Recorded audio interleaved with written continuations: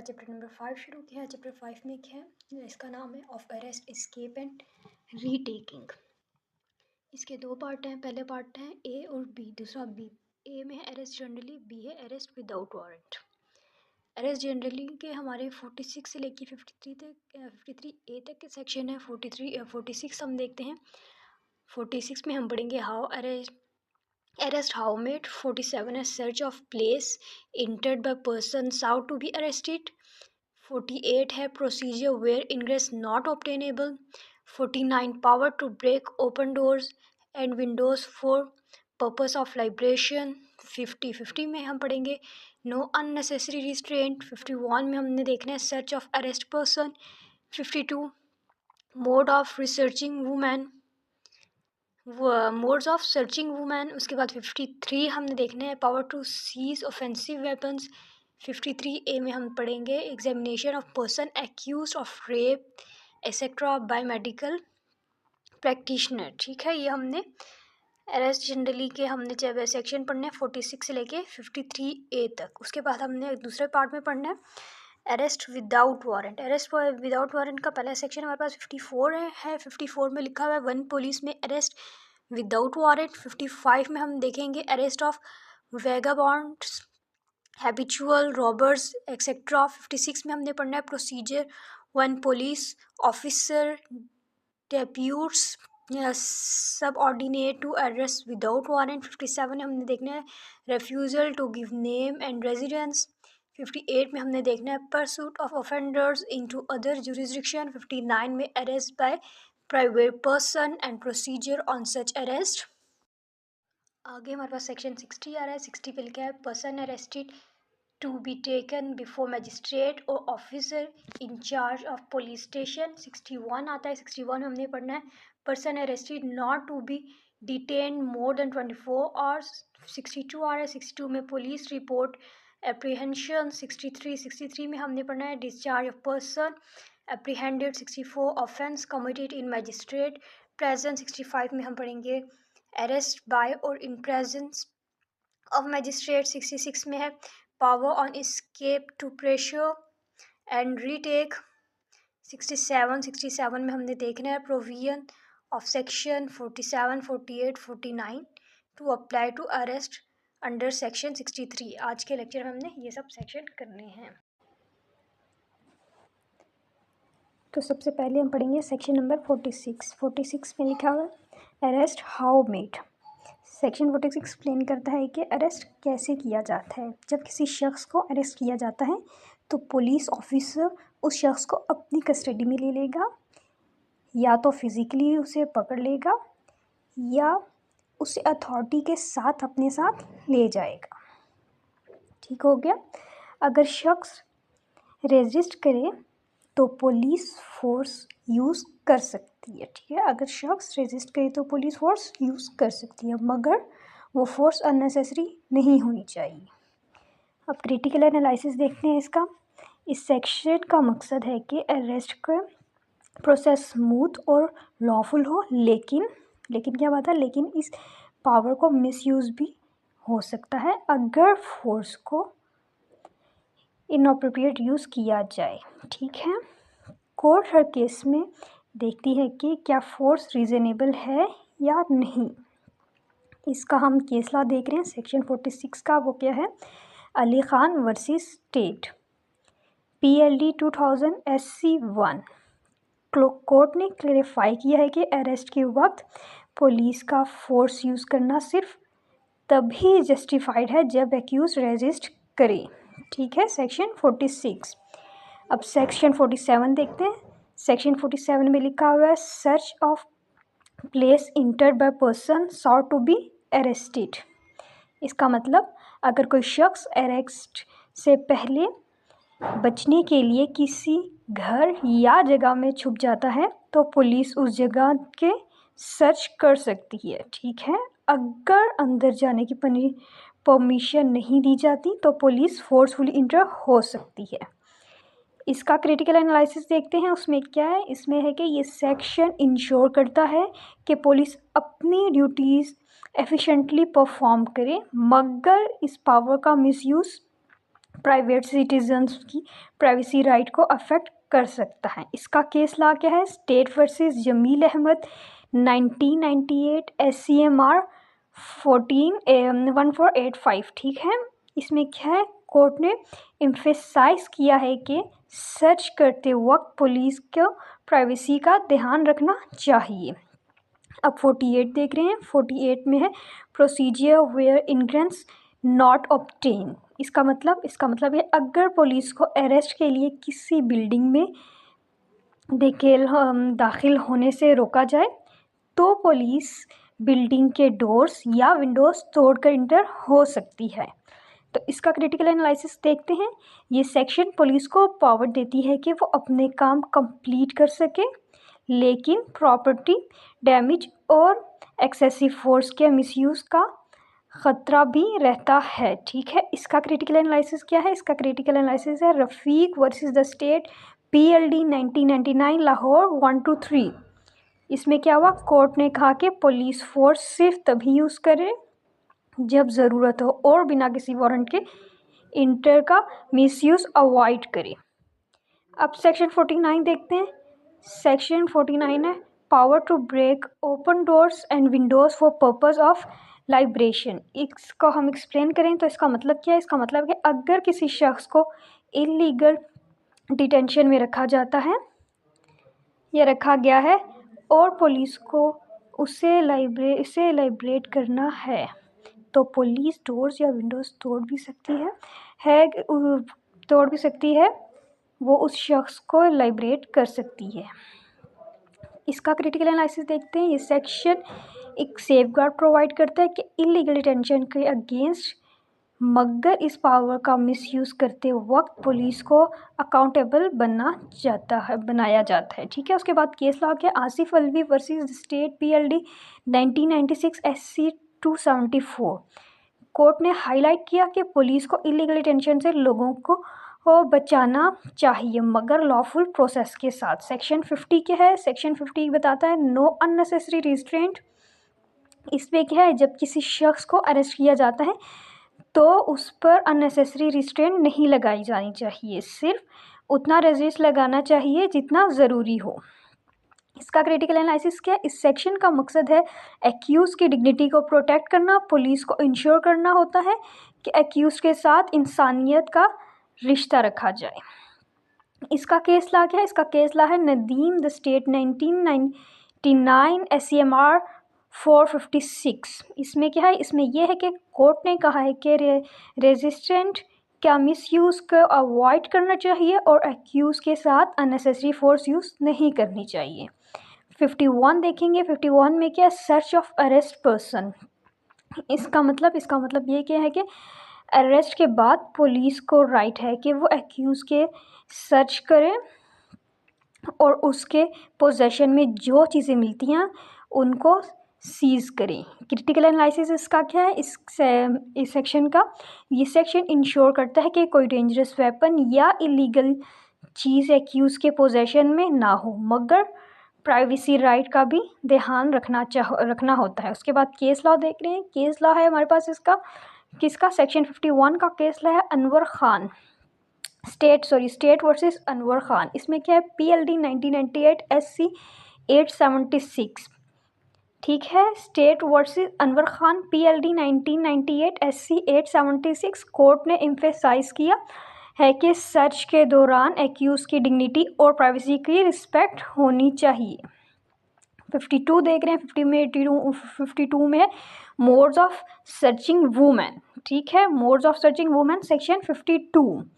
इसका मतलब अगर कोई औरत को सर्च करना है तो उसे सिर्फ एक औरत के ज़रिए ही सर्च किया जा सकता है और वो भी प्राइवेसी के साथ। इसका क्रिटिकल एनालिसिस क्या है? इसका है कि ये सेक्शन औरतों की डिग्निटी और प्राइवेसी को प्रोटेक्ट करता है, मगर अगर इस सेक्शन का प्रॉपर फॉलो नहीं होता तो मिसयूज़ का ख़तरा होता है। केस लॉ देख रहे हैं। केस लॉ है Shamim Bibi versus the state PLD 1997 Lahore 123। Court ने हाईलाइट किया है कि वुमेन की सर्च के दौरान उनकी डिग्निटी और प्राइवेसी का ख्याल रखा जाए। 53 देख रहे हैं। 53 क्या करता है? Power to seize offensive weapon. 53 power to seize offensive weapon. जब हम इसका मतलब देख रहे हैं, इसका मतलब यह है कि अगर एक्यूज के पास कोई ऑफेंसिव वेपन है तो पुलिस उस वेपन को सीज कर सकती है। इसका क्रिटिकल एनालिसिस क्या है? इसका क्रिटिकल एनालिसिस ये है कि ये सेक्शन इंश्योर करता है कि किसी भी ऑफेंस को प्रिवेंट किया जाए जो वेपन से हो सकता है, लेकिन सीजर का प्रोसेस लॉफुल होना चाहिए। इसका केस लॉ क्या है? इसका केस लॉ है स्टेट वर्सेस इकबाल हुसैन 1996 कराची 201।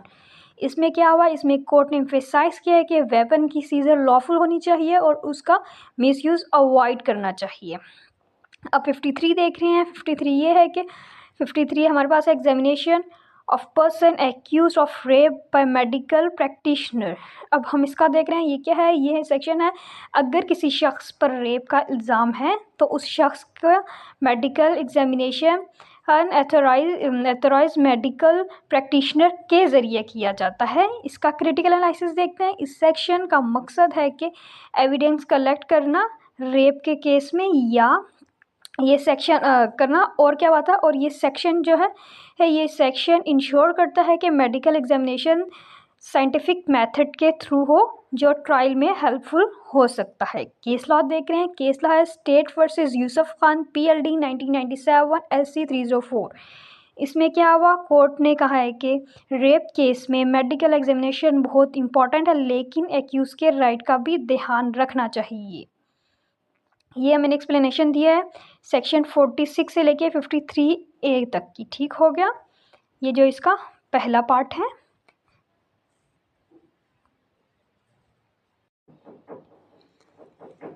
अब हम सेक्शन 54 देखेंगे। सेक्शन 54 में क्या है? When police may arrest without warrant.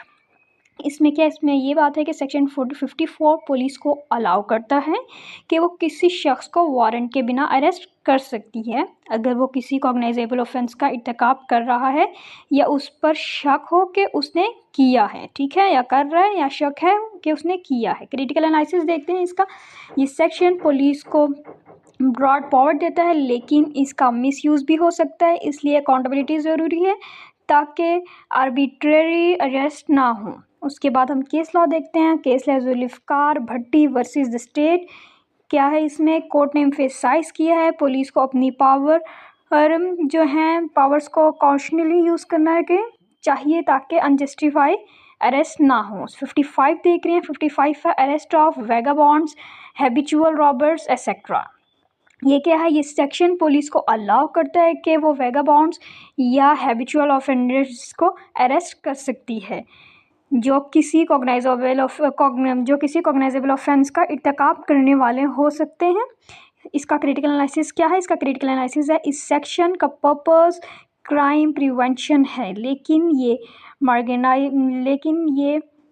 Marginalised groups को टारगेट कर सकता है जो ह्यूमन राइट्स वायलेशन की वजह बन सकता है। केस लॉ क्या है? Mohammad Hanif versus the state. Court ने एम्फेसाइज किया है कि प्रॉपर जस्टिफिकेशन और एविडेंस ज़रूरी है पहले किसी को अरेस्ट करने से पहले इस सेक्शन का तहत। ठीक है, इस सेक्शन के तहत किसी को अरेस्ट करने से पहले ज़रूरी है। ठीक है, उसके बाद सेक्शन 56 के है। सेक्शन 56 के ये है कि procedure one police officer depute subordinate to arrest without warrant.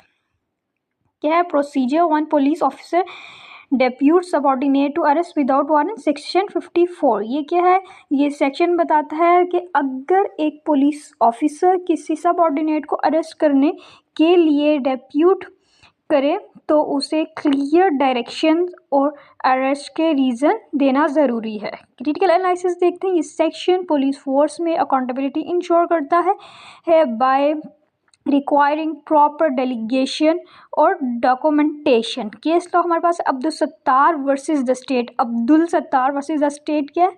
यह है इसका केस लॉ। अब हम देख रहे हैं ये क्या है, क्या इस केस लॉ में क्या importance of documentation of documenting delegation और अरेस्ट के रीज़न हाईलाइट किए गए ताकि मिसयूज़ ना हो। अब हम 57 देख रहे हैं। 57 है refusal to give name and residence. Section 57 refusal to give name and residence. अब हम देख रहे हैं ये क्या है, ये बात इस सेक्शन 57 में ये बात है कि अगर कोई शख्स अपने नाम और रेजिडेंस देने से मना करे या गलत इंफॉर्मेशन दे तो पुलिस उसे अरेस्ट कर सकती है।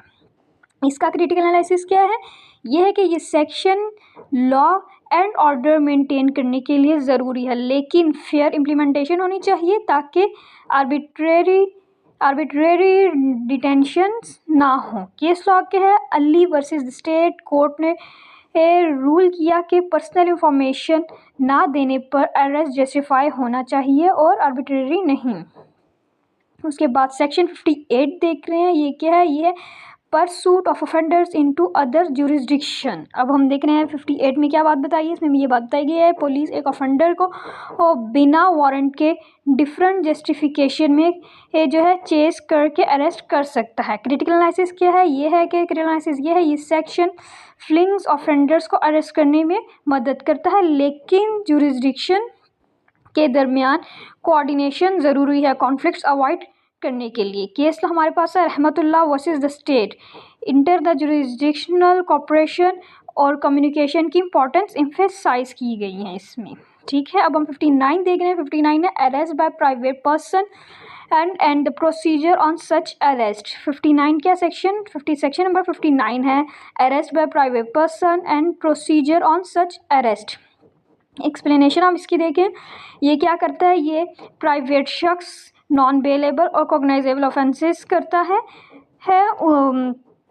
वह किसी को अरेस्ट कर सकता है और पुलिस के हवाले कर सकता है। ये क्या है, एक प्राइवेट शख्स नॉन बेलेबल और कॉग्नाइजेबल ऑफेंस करते हुए किसी को अरेस्ट कर सकता है और पुलिस के हवाले कर सकता है। इसका क्रिटिकल एनालिसिस क्या है, ये है कि ये जो है सिटीज़न को एम्पावर करता है, लेकिन मिसयूज़ या विजिलेंटिज्म प्रिवेंट करने के लिए सेफगार्ड ज़रूरी है। केस लॉ है Ahmad Ali versus the state court ने क्लेरिफाई किया है कि प्राइवेट शख्स की पावर अरेस्ट करने की लिमिटेड है और क्या है, और इमीडिएट हैंड ओवर तो टू पुलिस ज़रूरी है। उसके बाद सेक्शन 60 है, सेक्शन 60 है person arrest to be taken before magistrate और officer in charge of police station. इसमें हमें क्या बताया, सेक्शन 60 में हमें बताया गया है कि अरेस्ट इंडिविजुअल को जल्दी से जल्दी मजिस्ट्रेट या ऑफिसर इंचार्ज के सामने प्रेजेंट करना ज़रूरी है। इसका क्रिटिकल एनालिसिस क्या है, इसका क्रिटिकल एनालिसिस ये है कि ये सेक्शन लीगल ओवरसाइट इंश्योर करता है और अनलॉफुल डिटेंशन को रोकते हैं। केस लॉ हमारे पास है Nasir versus the state, timely presentation before magistrate की ज़रूरत को हाईलाइट किया गया है डिटेन द राइट अपहोल्ड करने के लिए। ठीक है, उसके बाद सेक्शन 51 क्या है, person arrest not to be detained more than 24 hours. ठीक है, सेक्शन 51 हमें ये बात बता रहा है किसी शख्स को 24 आवर्स यानी कि 24 घंटे से ज़्यादा बिना मजिस्ट्रेट के अप्रूवल के डिटेन नहीं किया जा सकता।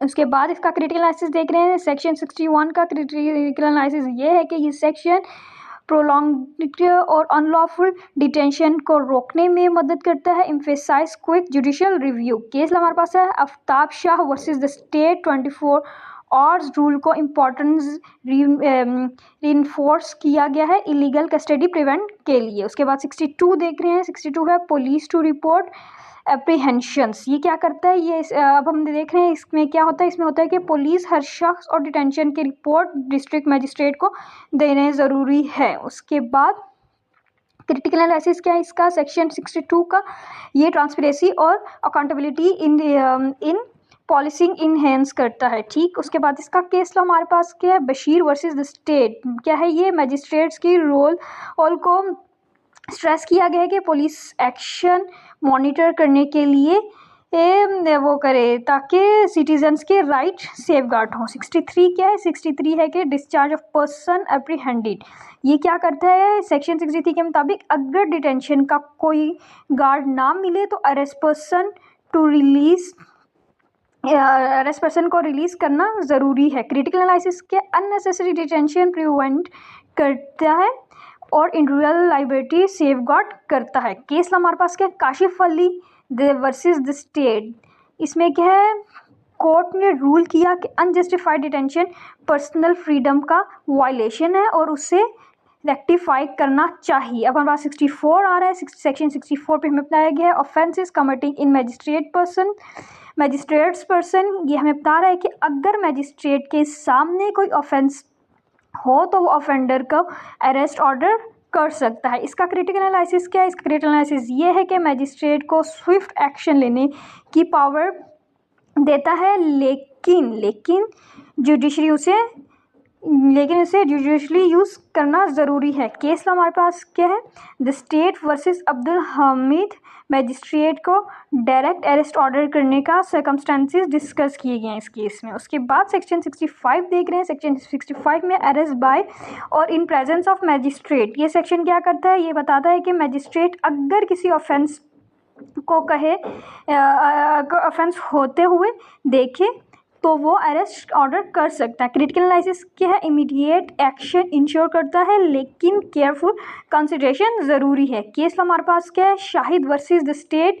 इसमें क्या है? मैजिस्ट्रेट की रिस्पॉन्सिबिलिटी को हाईलाइट किया गया है ताकि अरेस्ट के लीगलिटी इंश्योर हो। अब हम 66 देख रहे हैं। 66 है power to escape to ensure and retake. ये क्या करता है? अगर कोई शख्स अरेस्ट होने के बाद भाग जाए तो उससे परसू करके वापस अरेस्ट किया जाता है। ठीक, उसके बाद हमारे पास क्रिटिकल एनालिसिस इसका क्या है?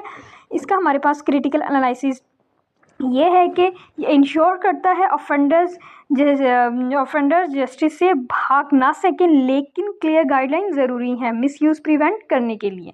केस हमारे पास है Asghar Ali versus the state. इसमें क्या है? प्रॉपर प्रोसीजर फॉलो करने की ज़रूरत डिस्कस की गई सच परसूट्स में। उसके बाद सेक्शन 67 है prevention of section 47, 48 and 49 to apply arrest under section 66। ये क्या है? ये सेक्शन जो है परसूट के बाद अरेस्ट के लिए वही रूल्स अप्लाई होते हैं जो किसी और अरेस्ट के लिए होते हैं। इसका क्रिटिकल एनालिसिस ये है कि अरेस्ट प्रोसीजर में कंसिस्टेंसी मेंटेन करता है, इंश्योरिंग के इंडिविजुअल्स के राइट्स रिस्पेक्ट की जाए। इसका केस हमारे पास है the state Faisal versus the state. इसमें क्या है? प्रॉपर अरेस्ट प्रोसीजर फॉलो करने की ज़रूरत रीइंफोर्स की गई even in cases of escape and re arrest. ठीक हो गया। ये अब हमने पढ़ लिया पूरा चैप्टर और ये इस तरह पूरी बुक पढ़ने के लिए इस चैनल को फॉलो करें। शुक्रिया।